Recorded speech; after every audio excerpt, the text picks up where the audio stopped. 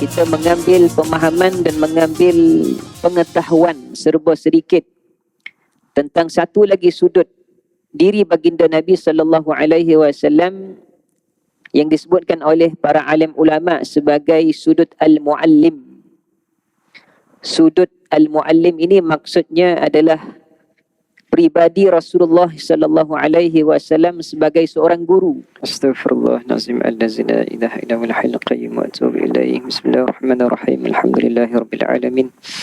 Wassalatu wassalamu ala rasulihil amin sayyidina maulana Muhammad wa ala alihi wa sahbihi ajma'in. Bismillah ma sya'allah la yasukul khaira illallah. Bismillah ma sya'allah la yasrifu su'a illallah. Bismillah ma sya'allah ma kana min ni'matin fa min Allah. Bismillah ma sya'allah la haula la quwwata illa billah.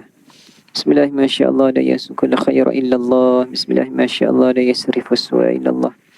Bismillah ma sya'allah ma kana min ni'matin fa min Allah. Bismillah ma sya'allah la haula la quwwata illa billah. Bismillah ma sya'allah la yasukul khaira illallah. Bismillah ma sya'allah la yasrifu su'a illallah. Bismillah ma sya'allah ma kana min ni'matin fa min Allah. Bismillah ma sya'allah la haula la quwwata illa billahil aliyyil azim. Wa sallallahu ala sayyidina maulana Muhammad wa ala alihi wa sahbihi ajma'in. Bismillahirrahmanirrahim. Assalamualaikum warahmatullahi taala wabarakatuh. Alhamdulillahi rabbil alamin. Wassalatu wassalamu ala rasulihil amin sayyidina wa maulana Muhammad wa ala alihi wa sahbihi ajma'in. Yang saya muliakan Tuan Imam, Tuan Bilal yang dirahmati Allah Ta'ala, hadirin hadirat. Dan malam yang penuh keberkatan ini, semoga Allah Subhanahu Wa Ta'ala mengampunkan dosa-dosa kita, berikan keberkatan di atas amalan kebajikan kita, menerima segala ibadah kita, dan insya-Allah Ta'ala pada hari akhirat nanti Allah Subhanahu Wa Ta'ala akan tempatkan kita bersama dengan para anbiya, para syuhada, para salihin fi jannatil ula, dalam syurga Allah Subhanahu wa taala yang maha tinggi, fi jannatil firdaus a'la insyaallah taala, amin. Alhamdulillahirabbil alamin. Bersyukur kita kepada Allah Subhanahu wa taala di atas limpahan kurnia-Nya diberikan pertemuan kita pada kali ini, dan insyaallah taala pada kali ini insyaallah taala saya ingin berkongsi tentang perkara yang berkaitan dengan sisi ataupun sudutnya diri baginda Rasulullah sallallahu alaihi wasallam. Sempena kita akan menyambut Maulidur Rasul An-Nabi sallallahu alaihi wasallam, maka sebagai umat yang mengasihi baginda Nabi sallallahu alaihi wasallam, wajar kita mengambil pemahaman dan mengambil pengetahuan serba sedikit tentang satu lagi sudut diri baginda Nabi sallallahu alaihi wasallam yang disebutkan oleh para alim ulama sebagai sudut al-muallim. Sudut al-muallim ini maksudnya adalah pribadi Rasulullah sallallahu alaihi wasallam sebagai seorang guru, seorang muallim, seorang yang mengajarkan kita ilmu pengetahuan. Sudut ini sebenarnya terangkum dalam firman Allah Ta'ala yang Allah Subhanahu Wa Ta'ala sebutkan, وَمَا أَرْسَلْنَاكَ إِلَّا رَحْمَةً لِلْعَالَمِينَ, dan tidaklah kami utuskan di kau wahai Muhammad sallallahu alaihi wasallam melainkan memberi rahmat kepada sekalian alam. Maka rahmat yang Allah Subhanahu Wa Ta'ala sertakan pada diri baginda Nabi sallallahu alaihi wasallam itu adalah rahmat dari segi penghidupan manusia di dunia ini. Dengan lain maksud, manusia ini dapat menjalani kehidupan mereka sama ada secara individual, iaitu seorang diri, ataupun secara kolektif dalam komuniti mereka, mesti berpandukan daripada ajaran-ajaran dan pedoman-pedoman. Maka sesiapa yang telah mengikuti Rasulullah sallallahu alaihi wasallam dalam kehidupan mereka, mereka telah mendapat rahmat daripada Allah Subhanahu wa taala. Ayat ini apabila ditanyakan kepada para alim ulama, maka ada yang mengatakan bahawasanya rahmat Allah Ta'ala itu hanya diberikan kepada orang-orang yang beriman, yakni orang-orang yang menganuti agama Islam dan beriman kepada Allah Ta'ala. Maka rahmat itu khusus diberikan kepada mereka. Ada juga yang mengatakan bahawasanya rahmat itu meliputi kepada orang yang bukan Islam dan juga bukan Islam, iaitu orang Islam dan juga bukan orang Islam. Maka mengamati kepada pandangan ulama ini ditemui daripada katanya ataupun kalamnya, athar daripada Ibnu Abbas radhiyallahu taala anhuma. Beliau mengatakan bahawasanya Rasulullah sallallahu alaihi wasallam diutuskan rahmatan li jami'il alam, memberi rahmat kepada sekalian alam. Mu'minuhum wa kafiruhum, sama ada orang yang beriman ataupun orang yang kufur ataupun orang yang kafir. Fa amma mu'minuhum fa inna Allah hadahu bihi wa adkhilahu al-iman bihi wa bil amali bima jaa min indillahi al-jannah. Adapun orang yang beriman, katanya Ibnu Abbas radhiyallahu taala anhuma, Allah Ta'ala utuskan Nabi sallallahu alaihi wasallam untuk memberi rahmat dalam bentuk hidayah kepada orang-orang yang beriman itu kepada Allah Subhanahu wa taala. Nabi Muhammad sallallahu alaihi wasallam diutuskan kepada orang-orang yang beriman untuk mendapat hidayah daripada Allah Ta'ala dan memasukkan iman ke dalam hati mereka dan mempamerkan amal-amal yang saleh supaya orang yang beriman ini boleh mengikutinya dan mendapat habuan di syurga Allah Subhanahu wa taala nanti. Wa amma kafiruhum, adapun orang-orang yang kufur ataupun orang-orang yang kafir, Rasulullah sallallahu alaihi wasallam juga rahmat kepada mereka. Fa innahu dafa'a bihi anhu ajilul bala', kerana dengan keberadaan Rasulullah sallallahu alaihi wasallam, bala yang akan menimpa mereka itu dapat ditangguh-tangguhkan. Bala yang Allah Ta'ala ingin turunkan kepada orang-orang yang kufur, dengan beradanya Rasulullah sallallahu alaihi wasallam dapat ditangguhkan. Alladhi kana yanzilu bil umami al-mukadzibi rusulaha min qablihi, yang mana kaum sebelum daripada Rasulullah sallallahu alaihi wasallam, Allah Subhanahu wa taala tidak menangguh-nangguhkan azab terhadap orang-orang yang kafir ini. Adapun kepada umat yang diutuskan oleh Rasulullah sallallahu alaihi wasallam, orang yang kufur daripada mereka ini, Allah Taala tangguhkan bala ke atas mereka dengan sebab adanya Rasulullah sallallahu alaihi wasallam. Rangkuman rahmatan lil alamin, rahmat Allah Taala kepada sekalian alam ini daripada dirinya Rasulullah sallallahu alaihi wasallam sangat memberi makna kepada kita sebagai umat Islam memahami sesungguhnya baginda Rasulullah sallallahu alaihi wasallam mengajarkan kepada kita perkara yang tidak pernah diajarkan oleh orang lain. Sebab itu dalam satu hadis Nabi sallallahu alaihi wasallam yang mana disebutkan oleh al-muhaddisin, oleh ahli hadis, Nabi mengulangi hadis ini setiap kali saja Nabi menyampaikan khutbah di akhir hayat Nabi sallallahu alaihi wasallam. Di antaranya Nabi menyebutkan, ya ma'syaran nas, wahai sekalian manusia, fa inna lakum ma'alima fangtahu ila ma'alimikum wa inna lakum nihayatan fantahu ila nihayatikum. Nabi sallallahu alaihi wasallam menyebutkan, wahai sekalian manusia, sesungguhnya setiap diri kalian mempunyai guru, mempunyai muallim, mempunyai pengajar, mempunyai guru. Fangtahu ila ma'alimikum, maka akhirilah segala apa yang kamu pelajari kepada guru kamu.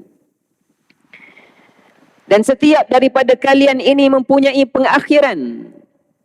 maka akhirilah setiap apa yang kamu lakukan di dunia ini dengan pengakhiranmu. Hadis ini menceritakan kepada kita bagaimanakah Nabi sallallahu alaihi wasallam sangat menekankan panduan dan pedoman bagi umat Islam. Kerana Nabi sallallahu alaihi wasallam berdiri sebagai muallim, sebagai guru yang mengajarkan kepada kita bukan sahaja ibadah, bahkan mengajarkan kepada kita kehidupan.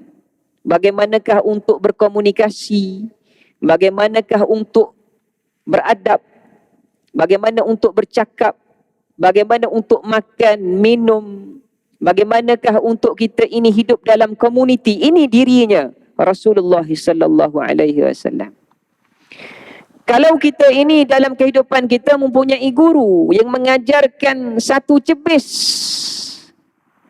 kehidupan, satu sudut yang kecil dalam kehidupan kita, kita berjaya dalam kerjaya kita sebagai seorang engineer contohnya, ataupun arkitek, ataupun guru agama sekalipun, maka kita membesarkan guru kita tu. Kita belajar di universiti, kita belajar di sekolah, kita belajar di pondok. Apabila kita mendapat satu ilmu dan kita menggunakannya dalam kehidupan kita sebagai kerjaya, kita akan ingat guru kita yang mengajar sehingga kita berjaya memperolehi sijil bachelor, master, PhD, tak kisahlah apa pun, kita bangga dengan guru itu dan kita sebut namanya sentiasa. Tetapi guru ini Rasulullah sallallahu alaihi wasallam bukan sekadar sahaja mengajarkan sesuatu yang dapat kita laksanakan dalam kehidupan kita beribadah. Bahkan Rasulullah sallallahu alaihi wasallam mengajarkan kepada kita keseluruhan tata cara hidup kita sehinggalah kita bertemu dengan Allah Subhanahu wa taala. Nabi mengajarkan kepada kita bagaimana untuk menjadi seorang insan, seorang hamba, seorang anak, seorang bapa, seorang lelaki, seorang ibu, seorang isteri. Sehingga kan tidak ada satu pun yang kita katakan longgar, kosong dalam kehidupan kita ini terputus dengan peribadinya Rasulullah sallallahu alaihi wasallam. Tapi sayangnya hadirin dan hadirat yang dirahmati Allah Taala, kita amat sedikit mengingati baginda Nabi sallallahu alaihi wasallam. Kita amat sedikit bersalawat ke atas Rasulullah sallallahu alaihi wasallam. Kita amat sedikit mengenangkan sirah an-Nabi sallallahu alaihi wasallam. Kita amat sedikit menghidupkan sunnah-sunnah dalam kehidupan kita sebagaimana mendakwa diri kita sebagai umat Nabi sallallahu alaihi wasallam. Apa yang berlakunya adalah ketika mana saja datangnya bala, ketika mana datang saja musibah, apa yang kita harapkan adalah tawassulan, bertawassul dengan Rasulullah sallallahu alaihi wasallam. Itu yang tidak tertinggal oleh kita yang banyak kita lakukan dalam kehidupan kita ini. Seorang sahabat Nabi sallallahu alaihi wasallam yang bernama Ubay bin Ka'ab radhiyallahu taala anhu, ketika mana Nabi sallallahu alaihi wasallam mengucapkan ya ayuhan nas udhkurullaha ja'atir rajifah tatba'uha ar-radifah ja'al mautu bima fihi ja'al mautu bima fihi. Nabi SAW menyebutkan pada satu malam ketika mana selesai saja mendirikan salatul lail, salatul tahajud, qiyamul lail bersama dengan para sahabat Nabi SAW, Nabi berpaling kepada para sahabat dan menyebutkan ya ayuhan nas, wahai sekalian manusia, udhkurullah, ingatlah kepada Allah Ta'ala. Ja'atir rajifah, akan datanglah rajifah. Rajifah bermakna al-qiyamah, nafkhatil ula. Ja'atir rajifah, akan datanglah rajifah, iaitu tiupan sangkakala yang pertama. Tatba'uha radifah, dan akan diikuti dengan tiupan sangkakala yang kedua. Nabi menggambarkan bagaimanakah hampirnya dengan kiamat ataupun hampirnya dengan kematian. Kerana setelah itu Nabi menyebutkan ja'al mautu bima fihi, ja'al mautu bima fihi. Pada rajifah akan datanglah kematian. Kemudian pada radifah akan juga datang kematian. Nabi menyebutkan hal ini untuk mengingatkan bahawasanya bala yang paling besar dihadapi oleh semua manusia adalah kematian. Qultu, berkatalah Ubay bin Ka'ab, ya Rasulullah, inni akthirus salata alaika. Kalau begitu ya Rasulullah, saya mahu berselawat ke atas kamu. Saya mahu berselawat ke atas kamu kerana saya tahu dengan selawat ini akan melepaskan saya daripada kiamah, daripada kesengsaraan, daripada syiddah bala, daripada kesangatan bala dan musibah daripada Allah Ta'ala. Fakam aj'alu laka minas salati, berapa banyakkah perlu saya bersalawat ke atasmu ya Rasulullah? Faqala ma syi'ta, Nabi menyebutkan ikut suka hatimu lah wahai Ubay. Ikut suka hatimu lah, berapa banyak pun. Qultu ar-rubu'u, bagaimana dengan 1/4 ya Rasulullah? Dalam kehidupan saya ini, 1/4 daripada kehidupan saya ini, saya habiskan dengan berselawat ke atas dirimu ya Rasulullah. Qala ma syi'ta, Nabi menyebutkan ikut suka hatimu lah wahai Ubay. Fa in zitta fahuwa khairul lak, seandainya kamu tambahi, maka itu lebih baik untuk kamu. Qultu fannisfu, bagaimana dengan sebahagian hidup saya ini, separuh hidup saya ini, saya luangkan untuk berselawat ke atas dirimu ya Rasulullah. Qala ma syi'ta, ikut suka hatimu lah wahai Ubay. Fa in zitta fahuwa khairul lak, seandainya kamu tambahi, maka ianya lebih baik untukmu. Qultu fathuluthain, kalau begitulah ya Rasulullah, saya akan bersalawat ke atasmu 3/4 kehidupan saya ini. Qala ma syi'ta, katanya Nabi SAW, ikut suka hatimu lah wahai Ubay. Fa in zitta fahuwa khairul lak, kalau kamu tambahi ianya lebih baik untukmu. Qultu, kalau begitulah ya Rasulullah, aj'alu laka salati kulluha, kalau begitulah saya akan jadikan keseluruhan hidup saya ini bersalawat ke atasmu ya Rasulullah. Qala Nabi sallallahu alaihi wasallam, idza iktafa hammaka wa taghfir laka dhanbaka, kalau begitulah wahai Ubay, maka Allah Subhanahu wa taala akan sempurnakan kehidupanmu dan ampunkan segala dosamu. Daripada hadis ini kita percaya dan kita yakin bagaimanakah orang mukmin itu kalau dia melaburkan dan memenuhi kehidupannya dengan bersalawat, mengenangkan Nabi sallallahu alaihi wasallam, nescayalah akan datang dan peroleh kepada dirinya itu kebaikan yang luar biasa. Sebab itulah hadirin hadirat yang dirahmati Allah Ta'ala, kita lihat ketika mana Sultan Abdul Hamid Al-Thani, khalifah yang terakhir pada zaman Daulah Islamiyah Uthmaniyah, beliau membangunkan sambutan Maulidur Rasul sallallahu alaihi wasallam dengan cukup gemilang. Bahkan beliau ini mengkhatamkan Al-Quran, membacakan sirah An-Nabi sallallahu alaihi wasallam, memberikan sedekah, memberikan kesenangan dan kemudahan kepada rakyat jelata kerana ingin membesarkan Maulidun Nabi sallallahu alaihi wasallam, menyuruh kepada semua rakyat ini bersalawat. Kerana beliau tahu pada zaman-zaman akhir pemerintahan beliau sudah berlakunya pemberontakan, penjarahan dan penjajahan yang merampas tanah air umat Islam pada ketika itu. Dan tidak ada yang dapat menyelamatkan umat Islam melainkan banyak mengingati dan memohon pertolongan daripada Allah Subhanahu wa taala, mengingati kepada Rasulullah sallallahu alaihi wasallam. Oleh yang demikian hadirin hadirat yang dirahmati Allah Ta'ala, inilah dia sudutnya yang Nabi sallallahu alaihi wasallam hidup dalam kehidupan kita. Kalau kita katakan dalam ibadah, pastilah yang menjadi guru kita, sembahyang kita, puasa kita, zakat kita, akhlak kita adalah Rasulullah sallallahu alaihi wasallam. Kerana kita tidak pernah menyandarkan suatu yang bersifat mazmumah, perkara yang buruk. Apabila kita mengumpat, na'udzubillah min zalik, kita memaki orang, kita tidak sandarkan. Ini caranya makian yang dilakukan oleh Rasulullah sallallahu alaihi wasallam. Kerana Nabi langsung tidak mengajarkan kepada kita sifat yang demikian. Bahkan kita malu apabila kita melakukan suatu yang dilarang oleh baginda Nabi sallallahu alaihi wasallam.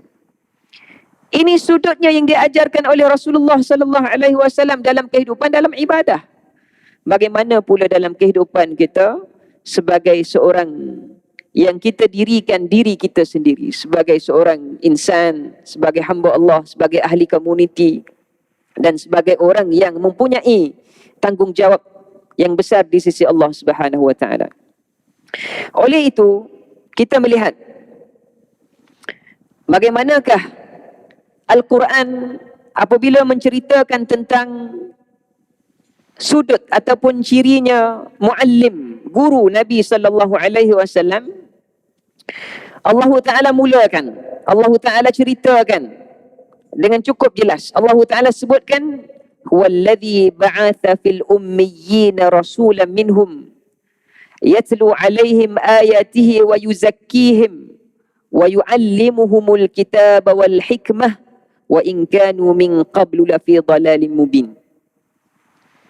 Ayat ini mempunyai makna yang cukup hebat, tuan-tuan. Allah Ta'ala sebutkan, huwallazi ba'atha fil ummiyin. Dialah Allah Ta'ala yang membangkitkan kepada orang-orang yang buta. Allah Ta'ala sebutkan, dialah Allah Ta'ala membangkitkan kepada orang-orang yang buta itu rasulan minhum, seorang rasul daripada kalangan mereka. Seorang rasul daripada kalangan mereka, iaitu orang-orang yang buta itu.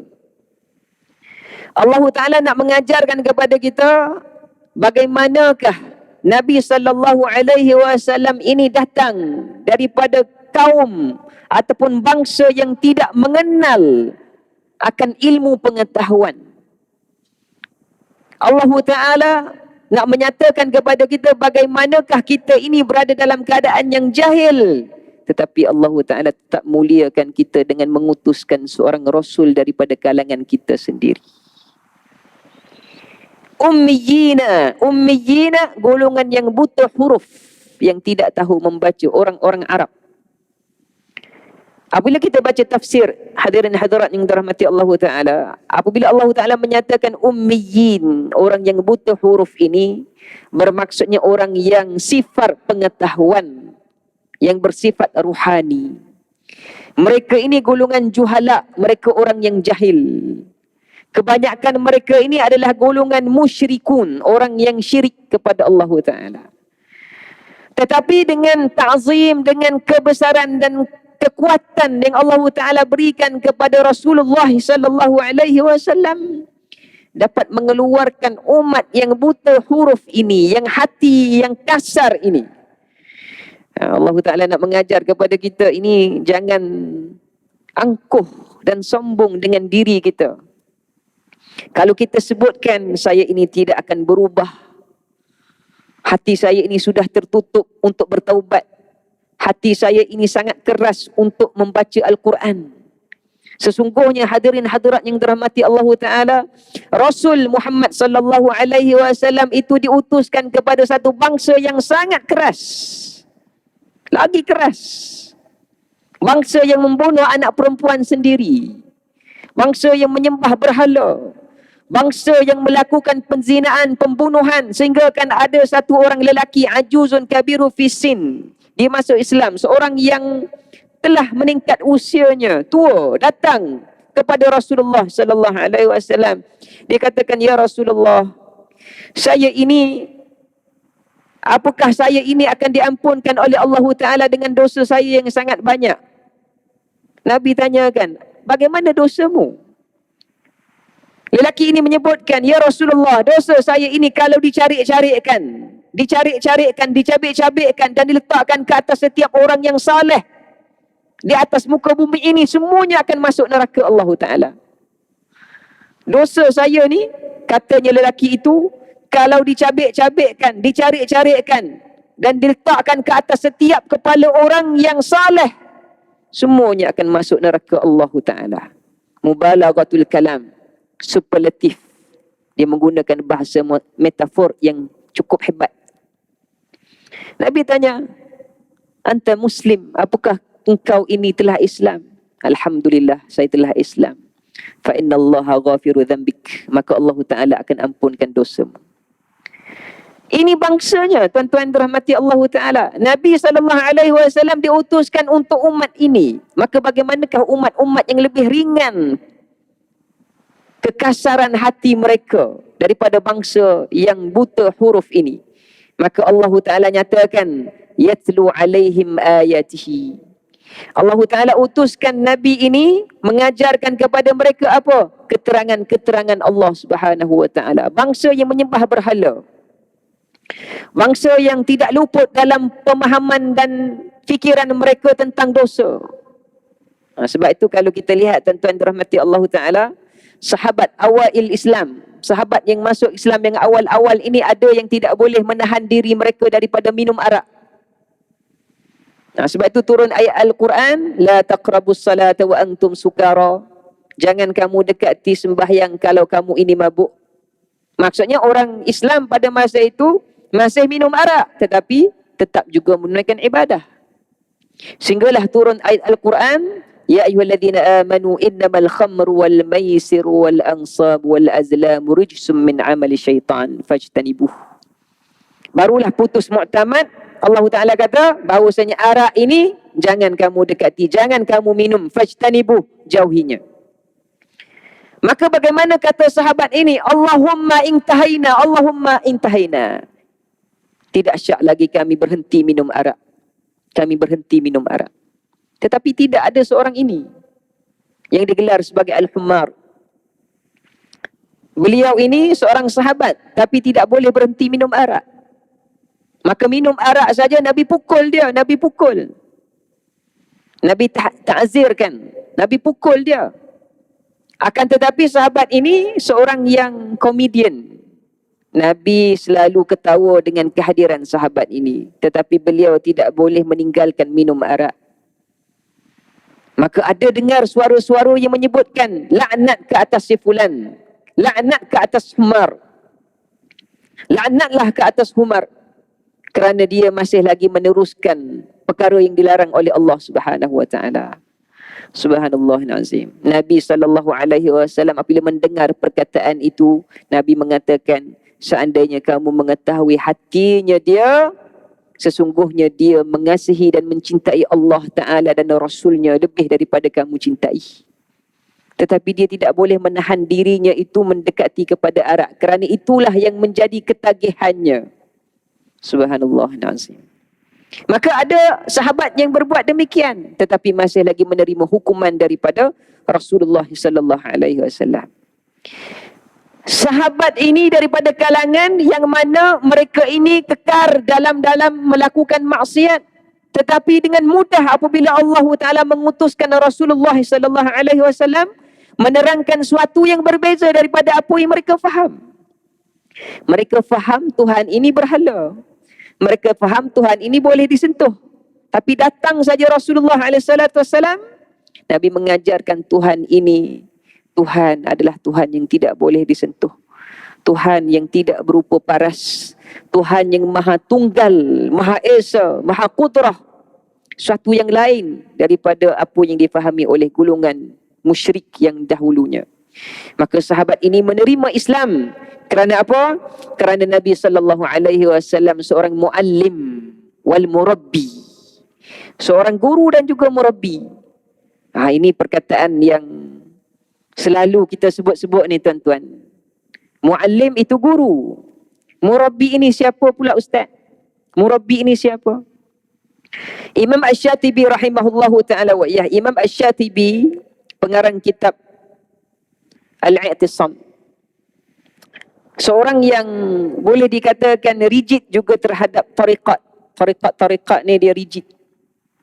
Dia tidak menunjukkan kecenderungan terhadap orang-orang yang bertariqat. Sufi. Akan tetapi pada zamannya hidup seorang ahli sufi yang sangat terkenal, iaitu namanya Ubad An-Nafzi. Beliau, Imam Asy-Syatibi, mengutuskan surat kepada Ubad An-Nafzi bertanyakan, apakah bezanya di antara muallim wal murabbi? Kita ni kalau kita sebut kepada orang-orang yang tertentu, kita kata ini murabbil ummah. Inilah murabbi ummah. Tetapi apakah kita faham maksud murabbi itu, tuan-tuan rahmati Allah Ta'ala? Maka katanya Ubad An-Nafzi, al-muallim adalah guru yang wajib kamu ikuti, sama ada kamu seorang yang faqih ataupun kamu bukan seorang yang faqih. Muallim, guru yang wajib kamu ikuti, yang kamu wajib pelajari ilmu daripadanya, walaupun kamu seorang yang faqih. Maksudnya kalau dia seorang yang telah berilmu, wajib dia mempunyai seorang muallim, guru. Mesti kena ada guru. Wajib ke atasnya walaupun dia seorang yang faqih. Adapun murabbi, katanya Ubad An-Nafzi, adalah orang yang akan menterbiah akan kekuranganmu. Murabbi adalah orang yang akan menterbiah kekurangan dan kelemahanmu. Murabbi adalah orang yang kamu serahkan hati nurani kamu kepadanya supaya dibaiki. Murabbi ini adalah orang yang kenal kepada apa yang kamu lemahkan dan apa yang kamu kuatkan. Maka katanya Ubad An-Nafzi, bukan semua orang yang alim dan faqih itu memerlukan murabbi. Akan tetapi semua orang yang alim dan faqih itu memerlukan muallim. Maka daripada sini kita faham perkataan murabbi ini adalah orang yang mentarbiah suluki, jiwa raga kita. Orang yang mengetahui tentang kekurangan dan kelemahan kita. Maka tidak lain dan tidak bukan, kalau kita sebutkan murabbi kita, maka dia adalah Rasulullah sallallahu alaihi wasallam. Kerana kita tidak semuanya mempunyai murabbi. Tapi muallim, guru, kita mempunyai semuanya guru.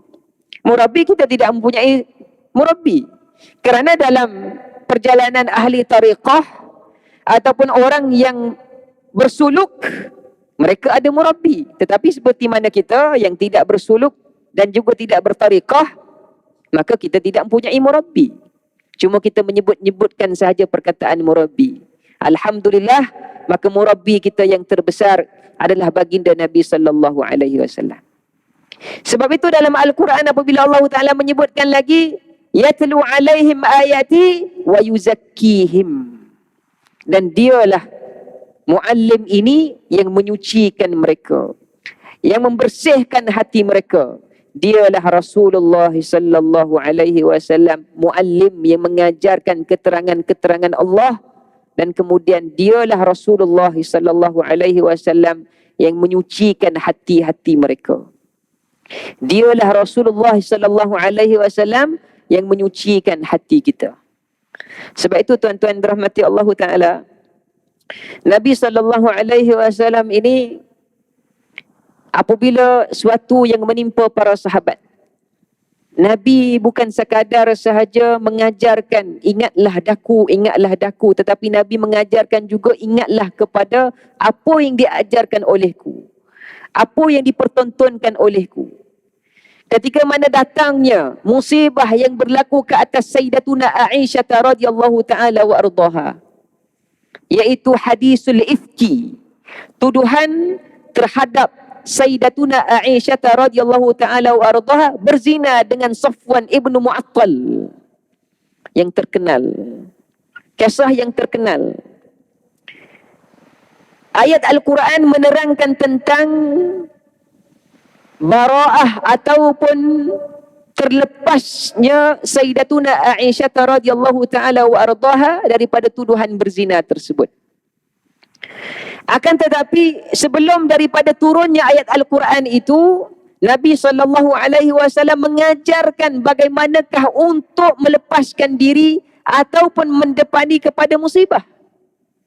Antaranya Nabi SAW memanggil Usamah bin Zaid dan Ali radhiyallahu anhuma. Lalu bertanyakan kepada kedua-duanya, wahai Usamah, apa pandanganmu tentang tuduhan manusia terhadap Sayyidatuna Aisyah? tentang beliau ini berzina. Maka katanya Usamah bin Zaid, sesungguhnya kami ini mengenal tuan dan ahli keluarga tuan adalah orang yang baik-baik. Maka Allah Ta'ala tidak akan menyempitkan orang yang baik-baik. Bertanya pula kepada Ali radhiyallahu ta'ala anhu, bagaimana pandanganmu wahai Ali? Maka Ali menyebutkan, tanyalah kepada Barirah. Barirah ini seorang wanita yang punyai pengalaman yang luas dalam kehidupannya. Orang yang jernih hatinya. Maka dia lebih mengetahui tentang Sayyidatuna Aisyah radhiyallahu ta'ala wa ardhaha. Maka Nabi bertanya kepada Barirah, wahai Barirah, apa pandanganmu? Maka katanya Barirah, wahai Rasulullah sallallahu alaihi wasallam, aku mengenali Aisyah itu seorang anak yang baik. Makannya bersuap daripada makanan-makanan yang mulia. Ibu ayahnya orang yang mulia. Maka dia tidak akan melakukan sesuatu yang tidak mulia. Nabi mengajarkan, apa yang Nabi ajarkan kepada kita tuan-tuan rahmati Allah Ta'ala. Seorang yang mendapat wahyu dan utusan, Nabi masih lagi mengajarkan kepada kita apa? Mengajarkan kepada kita mishwar. Mengajarkan kepada kita berunding. Dan dapatkan pandangan orang-orang yang memiliki pengalaman dan intelektual yang tinggi. Hati yang terbuka. Supaya apa? Supaya setiap daripada kita ini tenang ketika mana menghadapi musibah. Apa pandangan Tuan Imam? Saya ada musibah Tuan Imam. Apa pandangan Tuan? Mesti kita berdamping dengan orang-orang yang soleh. Itu yang Nabi SAW ajarkan. Yuzakkihim. Itu yang Nabi sebut. Yang itu yang Allah Ta'ala nyatakan kepada Rasulullah. Dialah Nabi yang mengajarkan ilmu dan juga mendidik akan hati. Mendidik akan hati. Yuzakkihim. Membersihkan mereka ini. Sebab itu Sayyidatuna Aisyah radhiyallahu ta'ala wa ardhaha, ketika mana ditimpa musibah itu, beliau tidak takutkan apa yang menimpanya, tetapi beliau takutkan berpisah dengan Rasulullah sallallahu alaihi wasallam. Beliau takut itu lagi. Maksudnya kalau orang menuduhnya berzina dan sebagainya, dikatakan itu lebih ringan seandainya aku ini berpisah dengan Rasulullah sallallahu alaihi wasallam. Takut dia. Maka Zainab pernah bertanyakan kepada Sayyidatuna Aisyah radhiyallahu ta'ala warba, apa yang kamu sebut? Wahai Aisyah, ketika mana kamu ditipu musibah itu, fitnah itu, apa yang kamu sebut? Saya sebut hasbi Allah wa ni'mal wakil. Hasbi Allah wa ni'mal wakil. Hasbi Allah wa ni'mal wakil. Beliau sebutkan itu. Maka Aisyah mengatakan, kalimatul mu'min, itulah dia kalimah orang-orang mukmin. Kalimah yang disebutkan oleh orang-orang yang beriman kepada Allah Subhanahu wa taala. Maka Nabi SAW dalam kehidupan Nabi itu bukan sekadar saja menunjukkan kepada kita dalam sudut ibadah, tetapi bagaimanakah kehidupan dan bagaimanakah untuk menghadapi kepada segala musibah dan fitnah. Baik, saya bagi lalu untuk azan, insya-Allah taala kita sambung sedikit saja selepas pada itu, insya-Allah taala.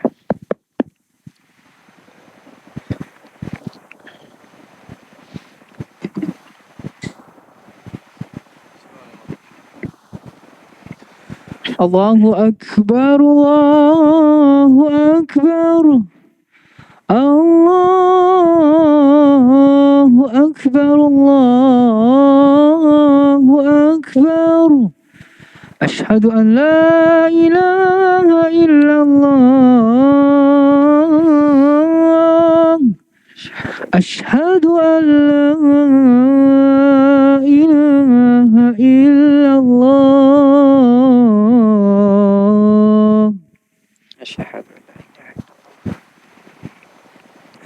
Ashhadu anna Muhammadar Rasulullah.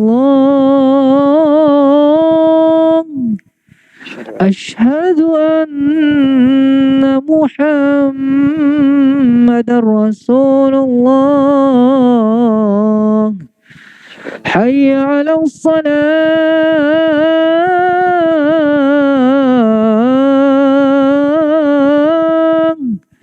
Hayya 'alas salah.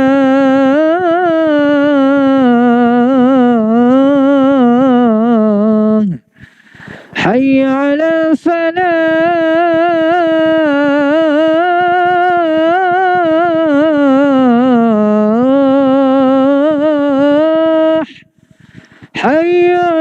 الفلاح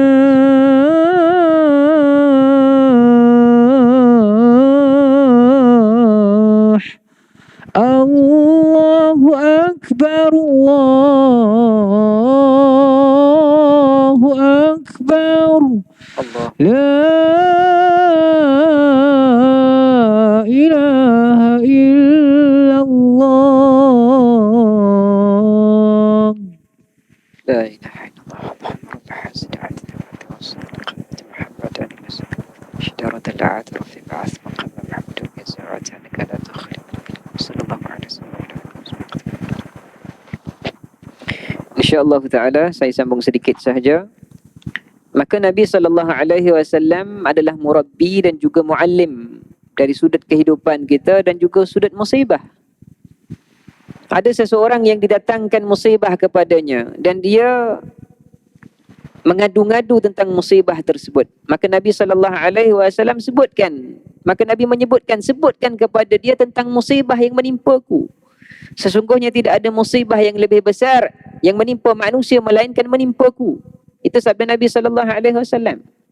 Mengingatkan apa yang berlaku kepada Rasulullah SAW itu tidak akan berlaku ke atas manusia yang lain, melainkan ianya adalah satu ujian yang besar terhadap Rasulullah SAW. Kemudiannya lagi Allah Ta'ala menyebutkan wa yu'allimuhumul kitaba wal hikmah, dan dialah Rasulullah mengajarkan kepada mereka, kepada orang-orang Arab, kepada manusia sekalian itu Alkitab, iaitu Al-Quran, hukum-hukum dalam Al-Quran, kisah-kisah dalam Al-Quran, dan juga pelajaran-pelajaran yang ada dalam Al-Quran, wal hikmah, dan juga kebijaksanaan. Dengan lain maksud, orang yang mengikuti Nabi SAW, orang yang berikan kebijaksanaan. Apa maksud kebijaksanaan ini, tuan-tuan dirahmati Allah Ta'ala? Kebijaksanaan mengangkatkan nilai diri mereka, mengangkatkan nilai spiritual mereka, mengangkatkan nilai akhlak mereka. Itu hikmah. Sebab itu di mana manusia ini mata hati mereka, mata pandangan mereka tertumpu kepada duniawi, tetapi umat Islam tertumpu kepada ukhrawi. Sebab itu Nabi SAW apabila melihat kepada anak-anak muda yang tidak pincang akalnya, Nabi menyebutkan ajaba rabbuka min syabbatil asab wa talah. Nabi menyebutkan kepada anak-anak muda yang kekal dalam ibadah kepada Allah Ta'ala. Kerana zaman muda ini mereka bebas untuk melakukan apa sahaja pun, mereka kuat, bertenaga. Tetapi ada anak-anak muda yang beribadah kepada Allah Ta'ala, yang mendirikan hak-hak Allah Ta'ala, maka Nabi menyebutkan ajaba rabbuka, Allah Ta'ala kagum, Allah Ta'ala memberikan rahmat yang besar kepada anak-anak muda. La ajaba rabbuka min syabbati la sabwatalah, la sabwatalah, yang tidak pincang akalnya, yakni menggunakan akalnya pada jalan yang benar. Nabi berikan suatu motivasi, mengenangkan kepada anak-anak ini bahawasanya inilah hikmah, mereka mengenangkan. Kita ni tuan-tuan dirahmati Allah Ta'ala, walaupun tidak ramailah kan, walaupun tidak ramailah, masjid yang luas tapi penghuninya sedikit. Mengenangkan kepada apa apabila kita beribadah kepada Allah Ta'ala? Mengenangkan kepada kematian. Kita bimbang-bimbang mati kita dalam keadaan su'ul khatimah, iaitu penyudahan yang menakutkan ataupun penyudahan yang tidak baik. Maka sebab itu kita sentiasa bersegera menunaikan ibadah, memenuhi ruang hidup kita dengan ibadah, supaya kita ini mengangkat kedudukan kita di sisi Allah Ta'ala. Maka itu adalah hikmah. Dan akhirnya Allah Ta'ala menyebutkan wa in kanu min qablu la fi dhalalin mubin, dan adalah mereka itu, orang-orang Arab itu, sebelum daripada ini berada dalam keadaan yang sesat, amat sesat. Maka Allah Ta'ala hadirkan daripada kalangan mereka ummi yang buta huruf ini seorang yang mengajarkan mereka, mengeluarkan mereka daripada kegelapan kepada sinar Islam. Keseluruhannya mengingatkan kepada kita dengan Islam, dengan apa yang disampaikan oleh Rasulullah sallallahu alaihi wasallam, kita sentiasa ada peluang. Maka dengan sebab itu, perbanyakkanlah bertaubat, perbanyakkanlah menyebut akan zikir, dan juga perbanyakkanlah bersalawat ke atas Rasulullah sallallahu alaihi wasallam. Naktafi bihadzal qadar, cukuplah sekadar ini dahulu. Insya-Allah taala kita sambung lagi pada pertemuan yang akan datang. Ada satu lagi ayat Al-Quran yang Allah Taala sebutkan, wa arsalnaka lin-nasi rasulan wa kafa billahi syahida. Banyak kekurangan, semua yang baik daripada Allah Taala, yang kurang pada saya sendiri. Aku liqauli hadza wa astaghfirullah li wa lakum. Wassalamualaikum warahmatullahi taala wabarakatuh. Alhamdulillah.